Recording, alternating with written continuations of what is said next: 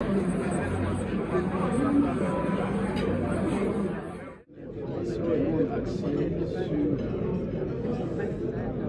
arrêtés d'agrément.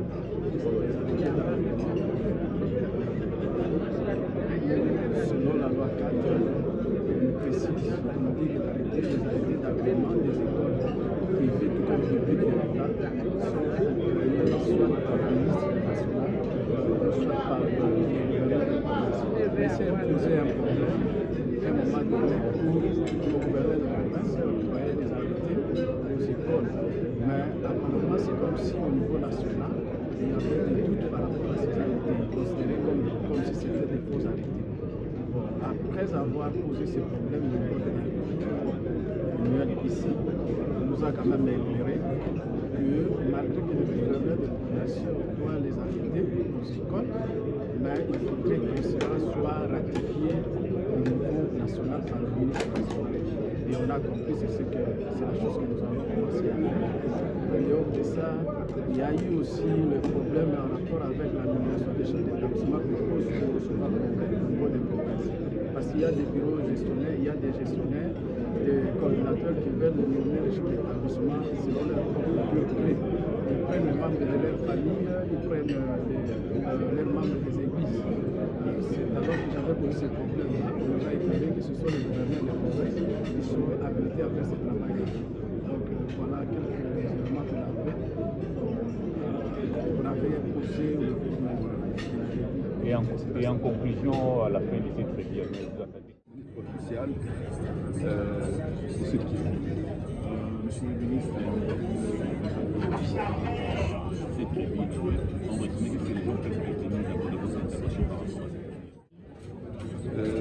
Dans les domaines de l'éducation, notamment des réformes sur le numérique, mais aussi sur le recrutement des enseignants et des directeurs d'école. Donc c'est une revue qui arrive à prénommer de réduire le nombre d'enseignants nouvelles unités. Que vraiment que cette mesure puisse être appliquée, mais surtout être accélérée. Je sais qu'il y a déjà un travail qui est fait, mais mon souhait est que à la fin de l'année prochaine, qu'il n'y ait plus d'enseignants nouvelles unités. Oui, madame, quels sont tout justement le résultat attendu à l'issue de cette revue annuelle de l'EPST? Oui, messieurs les journalistes, nous sommes venus participer à cette revue pour préparer la rentrée scolaire qui pointe à l'horizon ici les 4 septembre. Alors c'est dans ces cadres que nous sommes venus. Vous savez qu'au Nord Kivu, nous avons autant de difficultés, beaucoup de problèmes, parce que nous sommes une province en guerre. Et c'est vraiment très important que nous puissions échanger avec le ministre national de l'EPST pour voir quelles sont les dispositions à prendre par rapport à la qualité de l'enseignement qui sera donné au cours de cette année qui commence bientôt. Comme vous le savez, chez nous, nous avons beaucoup de déplacés et ça sera très important que les gouvernements nationaux puissent prendre des dispositions pour voir comment ces enfants peuvent étudier comme les autres. Surtout que le thème de cette année, c'est la qualité de l'éducation, comment améliorer la qualité de l'éducation. Et nous pensons que les enfants du Nord Kivu seront aussi bénéficiaires de cette qualité. Alors, l'année scolaire commence. À votre niveau provincial, comment vous vous préparez afin d'accueillir ceux qui vont commencer l'année, cette année scolaire? Toutes les dispositions sont prises là où il y a la paix. Nous allons débattre de tout ce qui se trouve sur notre agenda. Parce qu'on nous a demandé, chaque province doit d'abord présenter ce qui a été fait tout au long de l'année passée. Parce qu'il y avait eu des recommandations. Et est-ce que chaque province a pu atteindre les objectifs? Après cela, nous allons passer aux recommandations de l'année qui commence bientôt, la semaine après.